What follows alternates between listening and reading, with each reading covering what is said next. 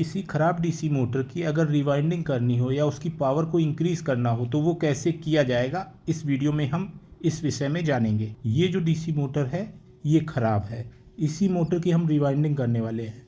यहाँ पर आप देखेंगे ये रिवाइंडिंग के लिए वायर मैं यूज़ करूँगा। इस मोटर को पहले मैं टेस्ट कराता हूँ। बैटरी से मोटर के टर्मिनल को हम कनेक्ट करते हैं। आप देखेंगे कि मोटर रन नहीं कर रही है, लेकिन यहाँ पर अगर मोटर के शाफ्ट को थोड़ा सा घुमाया जाए तो मोटर रन करने लगती है। यहाँ पर मैं आपको एक बार फिर से टेस्ट करा देता हूँ। मोटर रन नहीं कर रही है, लेकिन मोटर के शाफ्ट को जब हम थोड़ा सा मूव करते हैं तो मोटर रन करने लगती है। तो ऐसी स्थिति में क्या फॉल्ट है इसे भी हम जानेंगे। मैं इसे थोड़ा सा आपको एक बार फिर से टेस्ट कराता हूँ। कई बार ऐसा होता है कि जब हम इसे कनेक्ट करते हैं तो मोटर रन करने लगती है। मैंने यहाँ पर डिस्प्ले वाली लिथियम फॉस्फेट बैटरी का यूज़ किया है, जिसमें आपको रीडिंग्स भी शो होंगी। अब आप देख रहे हैं मोटर रन नहीं कर रही है, लेकिन जब इसका थोड़ा सा शाफ्ट जो है उसे रोटेट करते हैं तो ये रन करने लगती है। ये एक पावरफुल मोटर है जो कि कॉर्डलेस टूल या टायर इन्फ्लेटर्स में आपको देखने को मिलेगी। इस मोटर को सबसे पहले हमें ओपन करना होगा। तो यहाँ पर आप देखेंगे इसमें ये लॉक्स लगे हैं जो कि बॉडी को पंच किए गए हैं। तो इन लॉक्स को हमें ऊपर को उठाना होगा। इसके लिए मैं इस तरह का एक प्लायर जो है इसका इस्तेमाल करूँगा। इस तरह से हम इसके लॉक्स जो हैं उन्हें ऊपर को उठाएंगे। तो ऐसे आपको इसके जो लॉक हैं जो कि पंच किए गए हैं इन्हें आपको उठा लेना है। प्लायर इस तरह का आप यूज़ करेंगे तो बेहतर रहेगा। इस तरह से हमने इसके सभी लॉक्स ऊपर को उठा दिए हैं। और अब हम क्या करेंगे, इस मोटर के बैक साइड आप देखेंगे जो हाउसिंग का ये पार्ट है जिसमें बुश लगा है, इसको हम उठाएंगे। तो इस तरह से आप देखेंगे गैप में आपको स्क्रू ड्राइवर की सहायता से धीरे धीरे इसको ऊपर को उठाना है। तो ये जो पार्ट है ये बाहर निकल आएगा। थोड़ा सा आप प्रयास करेंगे, इसे बड़ी आसानी से आप निकाल पाएंगे। यहाँ पर मैं आपको बताना चाहूँगा कि मुझे इस मोटर का पावर जो है उससे भी इंक्रीज़ करना है। तो उसके लिए मैं क्या प्रोसेस अपनाने वाला हूँ ये भी आप जान पाएंगे। आप देखेंगे धीरे धीरे करके मैंने इसके जो हाउसिंग का बैक पार्ट है उससे स्क्रू ड्राइवर की सहायता से निकाल दिया, लेकिन यहाँ पर बुश जो है वो भी निकल चुका है। तो इस तरह से भी कई बार ऐसा होता है कि बुश निकल आता है। अब आप देखेंगे बैक साइड जहाँ पे ये इसके कार्बन लगे हैं जो कि कम्यूटेटर के साथ कनेक्ट होते हैं, वहाँ पर आप देखेंगे एक पीवीसी का वॉशर है जिसे हमें निकालना होगा। इसके बाद हम इसके जो कार्बन वाला ये प्लास्टिक का पार्ट है इसे धीरे धीरे करके बाहर निकालेंगे। यहाँ पर आपको सावधानी रखनी है, कोई भी पार्ट टूटना नहीं चाहिए। यहाँ पर आप देखेंगे इस तरह से मैंने ये जो इसका कार्बन वाला पार्ट है इसे भी निकाल दिया है। इसे मैं साइड में रख देता हूँ।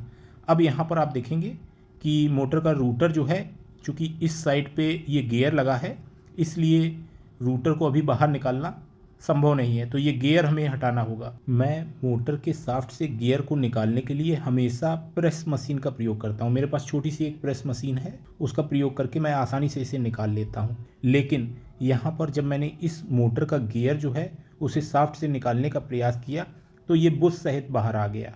तो ऐसी कंडीशन बहुत कम ही देखने को मिलती है कि बुश भी बाहर आ जाए। खैर कोई बात नहीं, हमारा रोटर जो है वो निकल चुका है। अब इसमें जो फॉल्ट थी ये कभी चलती थी कभी नहीं चलती थी। उसका कारण आप देखेंगे इसका जो वाइंडिंग वायर है उससे जब मैं स्क्रैच करता हूँ तो आप देख पाएंगे ये एल्युमिनियम का वाइंडिंग वायर इस मोटर की वाइंडिंग में यूज़ किया गया है जो कि कम्यूटेटर के साथ सही से कनेक्ट नहीं रह पाता है। ऐसी स्थिति में इस तरह की फॉल्ट आती है। यहाँ पर रोटर में एक कूलिंग फ़ैन भी लगा है जिसे मैंने निकाल दिया है। चूँकि हमें रिवाइंडिंग करना है तो यहाँ पर इसका जो वायर है उसे हमें निकालना होगा। क्योंकि ये 3 स्लॉट डीसी मोटर है तो इसमें कम्यूटेटर में भी 3 कनेक्टर्स हैं जिनमें इस तरह से आप देखेंगे जो वाइंडिंग वायर है वो पंच किया गया है। तो यहाँ पर एल्युमिनियम का जो वायर है उसकी सोल्डरिंग अच्छे से नहीं हो सकती है, इसीलिए ये जो है लूज़ कनेक्शन की वजह से मोटर में फॉल्ट आ रही थी। तो इसका जो वाइंडिंग वायर है उसे मैं निकाल रहा हूँ। ये सारा वायर हमें निकाल लेना है। मैंने रोटर का वाइंडिंग वायर जो है उसे निकाल दिया है और अब हम इसमें दोबारा से रीवाइंडिंग करेंगे कॉपर वायर की। मैं मोटर में जो वाइंडिंग वायर निकला है उससे एक बार स्क्रैच करके आपको टेस्ट करके दिखाता हूँ। जब हम इसे स्क्रैच करेंगे तो अगर इसका जो वायर है वो सिल्वर कलर का आता है तो ये एल्युमिनियम होगा। तो यहाँ पर आप देख पाएंगे ये सिल्वर कलर है, तो ये वाइंडिंग वायर जो है ये एल्युमिनियम का है। एल्युमिनियम वाइंडिंग वायर बहुत ही हल्का और सस्ता होता है। यहाँ पर रोटर में अब हम कॉपर वायर की वाइंडिंग करेंगे। इसका SWG 23 है, यानी ये 23 गेज का कॉपर वायर है। इसी से हम इस मोटर की वाइंडिंग करेंगे। इस मोटर में जो पहले वायर एल्युमिनियम का लगाया गया था उसका गेज जो है वो 24 था। मैं 23 गेज का वायर यूज़ कर रहा हूँ, यानी पहले इसमें पतला वाइंडिंग वायर यूज़ किया गया था, अब मैं मोटा वाइंडिंग वायर यूज़ कर रहा हूँ। यहाँ पर इसमें हम टर्न लगाना चालू करते हैं। आप देखेंगे मैं एंटी क्लॉकवाइज टर्न लगा रहा हूँ। इसी तरह से आपको सभी जो स्लॉट हैं उनमें एंटी क्लॉकवाइज ही टर्न लगाने हैं। यहाँ पर पूरा प्रोसेस आप समझ सकते हैं किस तरह से मैं इसको वाइंडिंग कर रहा हूँ। मैं इसका एक डायग्राम भी आपको दूंगा। अब मैं इस मोटर के रोटर का वाइंडिंग जो है वो जल्दी से करके फिनिश करके आपको दिखाता हूँ। यहाँ पर आप देखेंगे इस तरह से हम इसको एंटी क्लॉकवाइज सभी स्लॉट में वायर वाइंड करेंगे। यहाँ पर आप देखेंगे हर स्लॉट में वाइंडिंग वायर कंप्लीट होने के बाद ऊपर इस तरह से आपको मोड़कर हुक में फंसाना है। जो कम्यूटेटर का हुक है उसमें फंसा लेना है, फिर नेक्स्ट वाइंडिंग स्लॉट कंप्लीट करनी है। तो इसी तरह से आप मोटर जो है उसकी वाइंडिंग कर लेंगे। डायरेक्शन एक ही रहता है। अगर आप एंटी क्लॉकवाइज करते हैं तो सभी में एंटी क्लॉकवाइज, और अगर क्लॉकवाइज करते हैं तो सभी में क्लॉकवाइज। मैंने चूँकि कॉपर वायर यूज़ किया है इसलिए मैं यहाँ पर अच्छे से सोल्डरिंग भी कर पाऊँगा। मैंने फ्लक्स लगाकर जो कम्यूटेटर के हुक्स हैं उन पे यहाँ पर सोल्डरिंग कर दी है, जिससे कि किसी भी तरह का कोई लूज़ कनेक्शन ना रहे और मोटर हमारी बेहतरीन परफॉर्मेंस दे। इस तरह से मैंने चूँकि वायर गेज मोटा कर दिया है तो जो मोटर अब हमारी अपडेट हुई है इसकी पावर जो है वो इंक्रीज़ हो जाएगी। अब हम रोटर में ये कूलिंग फ़ैन जो है इसे इंस्टॉल करेंगे। यहाँ पर इसे इस तरह से प्रेस करके हम इंस्टॉल कर पाएंगे। अब हम प्रेस मशीन का ही प्रयोग करके इसे इस तरह से हाउसिंग में फिट करेंगे। यहाँ पर चूँकि बुश निकल आया था तो आपको इसे प्रेस करना होगा। अगर आप प्रेस मशीन का उपयोग करेंगे तो कोई भी पार्ट टूटने के चांस नहीं रहेंगे, लेकिन अगर आप हथौड़े का प्रयोग करके इसे फिट करेंगे तो आपको बड़ी ही सावधानी रखनी होगी। यहाँ पर आप देखेंगे मैंने हाउसिंग में रोटर फिट कर दिया है। अब हम ये जो कार्बन ब्रश वाला पार्ट है इससे लगाएंगे।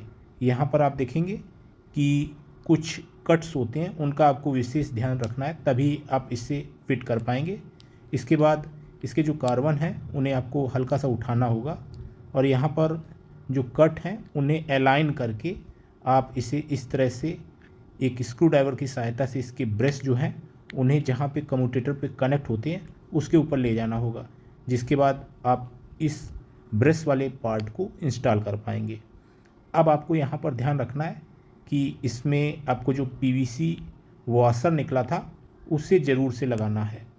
ये PVC या फाइबर के वॉशर दोनों साइड पे लगे हो सकते हैं, इन्हें आपको ध्यान रखना है और इन्हें ज़रूर से लगाना है। अब यहाँ पर आप देखेंगे जो हाउसिंग में ये बुश लगा था जो कि निकल आया था, इससे हम पहले प्रेस कर लेंगे।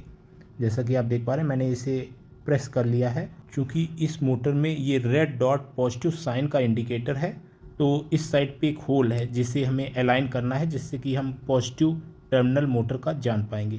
इस तरह से आप देखेंगे कि हमने बैक पार्ट जो है इसे मोटर में इंस्टॉल कर लिया है। अब आप मोटर के शाफ्ट को घुमाकर देख लें कि रोटर घूम रहा है।